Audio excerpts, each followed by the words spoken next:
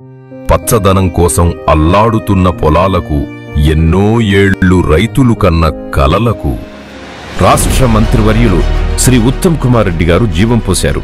అదే Rajiv Gandhi lift irrigation scheme. గ్రామాల రైతుల అభ్యర్థన మేరకు సాగునీరు అందించే మా ప్రయత్నం ఫలించింది.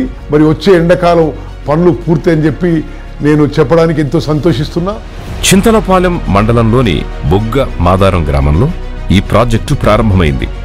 మేళ్ల చెరువు మండలంలోని రామాపురం, కందిబండ గ్రామాలు, చింతలపాలెం మండలం దొండపాడు, కోదాడ మండలంలోని రామలక్ష్మీపురం, భీక్యాతాండ, ఎర్రవరం, తోగరై, కుచిపూడి, గణపవరం, హుజూర్నగర్ మండలాల్లోని ఏపల సింగారం, హుజూర్నగర్, చిలుకూరు మండలంలోని పాలెన్నారం తదితర గ్రామాల్లోని టైలెండ్ భూములన్నీ ఇప్పుడు జలకళ సంతరించుకోబోతున్నాయి. ఆయన పదవులోకి రావడంతోనే ఆ లిఫ్ట్ ఎస్టిమేషన్ జరిగి ఏపీయటము పని కూడా ఏకవంతంగా నడుస్తుంది. పులిచింతల ప్రాజెక్టు ద్వారా నది నుంచి సముద్రంలోకి వృధాగా ప్రవహిస్తున్న నీటిని ఎత్తి 14,100 ఎకరాల భూమిని సస్యశ్యామలం చేయడం ప్రాజెక్టు యొక్క లక్ష్యం.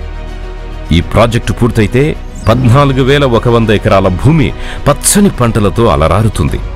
రైతు కళ్లల్లో మళ్లీ ఆనందం వెల్లివిరుస్తుంది.